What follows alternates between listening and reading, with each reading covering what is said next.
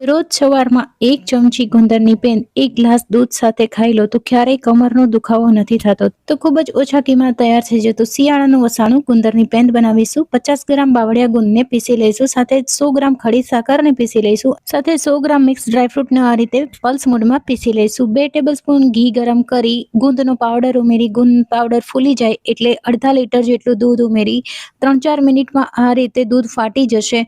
આપણે દૂધમાં જે પનીર બન્યું છે એનું પાણી બધું બળી જાય પછી આ રીતે બેચીસમાં આપણે સાકરનો પાવડર 2 ટેબલસ્પૂન જેટલો ઉમેરતા જઈશું અને મિક્સ કરતા જઈશું.